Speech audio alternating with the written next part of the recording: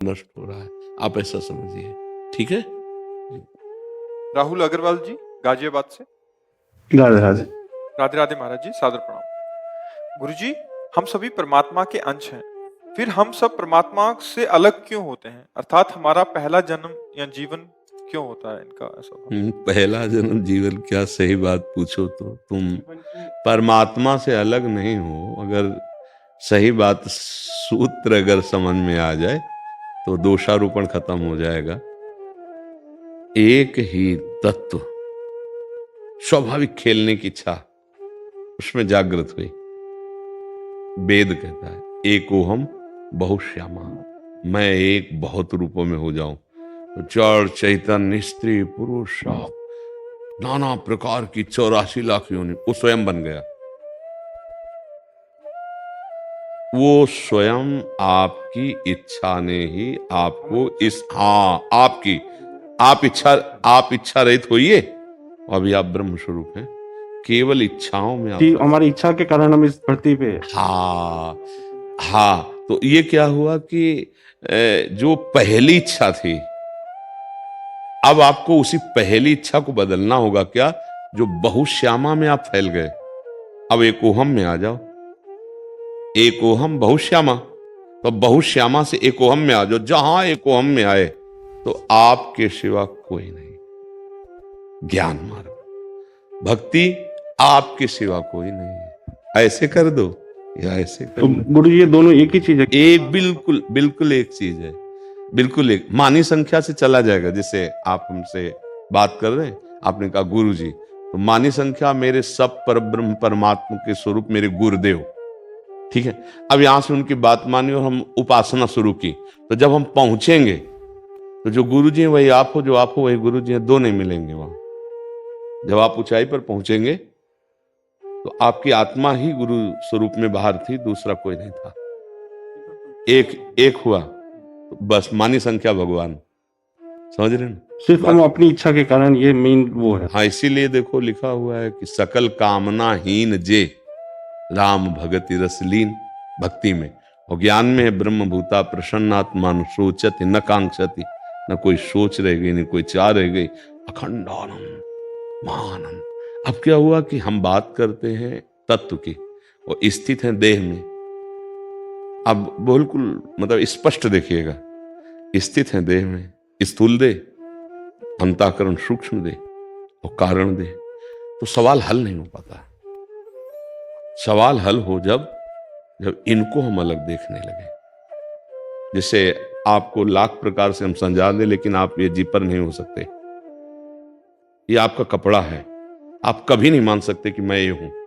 ये मेरा सर्दी बचाने का कपड़ा है, इतना तो आप मान सकते हैं, लेकिन आप जीपर है कभी नहीं मान सकते। यही हमसे गलती हो गई कि स्थूल देह को मैं मान लिया है और बहुत बुरी तरह से हम इस जाल में फंस चुके हैं कि मैं मानकर अब लाख समझाया जाए तो हमारी यही समझ में आता है कि हम कुछ करें तो क्या करें जिससे हम छूट जाएं।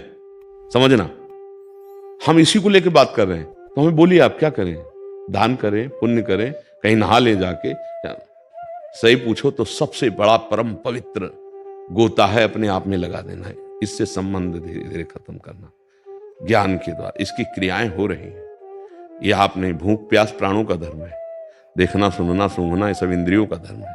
चलना फिरना ये सब कर्मेंद्री का, भोग करना ये सब कर्मेंद्री का है। श्वास लेना श्वास छोड़ना प्राणों का धर्म है। विचार आदि बुद्धि का धर्म है। संकल्प विकल्प मन का धर्म है। चिंतन चित्त का धर्म है।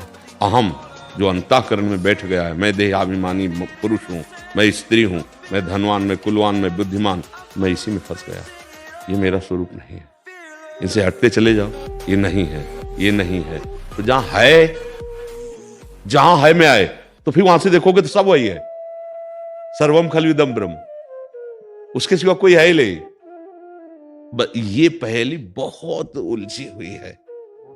हाँ, अब बस इसको समझ जाए तो बस है। समझ, जो गुरु कृपा से समझ गया ना, समझ गया तब रोना क्या। भगवान की वैसे आज आपने प्रकाश डाला था उस पे अपने सत्संग में, इस चीज पे भी थोड़ा सा प्रकाश डाला था आपने।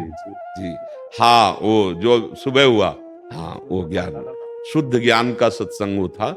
अगर वो थोड़ा है कि हम कहते हैं कि हमें जाना है छठी करा, तो हमें कम से कम किलोमीटर तो पता होना चाहिए, कितने किलोमीटर बाद क्या क्या आता है। हम कहीं भूल में ऐसा ना समझे कि दिशा बदल जाए, मार्ग बदल जाए। इसे समझना है कि स्थूल शरीर, सूक्ष्म शरीर, कारण शरीर, अब ये जो इंद्रियों का विलास, जो प्राणों का विलास, जो मन का विलास, उसको मैं अपना माने हुए हूँ।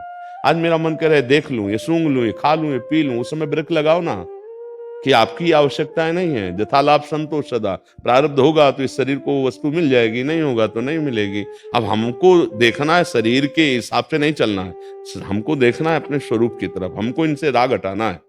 अब हमको जब बात करते हैं तो शरीर को लेकर बात करते हैं, बस अंतर ये बिल्कुल अलग अलग। जैसे ये जीपर, फिर इसके नीचे शर्ट, फिर बनियान, ऐसे स्थूल सूक्ष्म कारण आप नहीं है, ये आपके कपड़े हैं। बस ये बोध करना है। गुरु जी छोटी सी चीज, जैसे आत्मज्ञान और ये प्यार वाले में, ये दोनों मतलब बराबर ही हैं मतलब? हाँ, इसमें क्या होता है, मैं भूल जाता है, तू याद रहता है। उसमें तू भूल जाता है, मैं याद रहता है। और माया क्या करती, मैं तू में फंसा देती है। समझ रहे ना, मैं और मोर तोड़ते माया। अब भक्त को ब्रह्म नहीं, माया नहीं, नहीं जीव नहीं काल, अपनी हु सुधि ना रही, एक रहो नंदलाल। एक मात्र मेरे स्वामी, मेरे प्रिया प्रीतम, अपना भी अस्तित्व मिट गया, केवल इष्ट का रह गया, बचा कौन?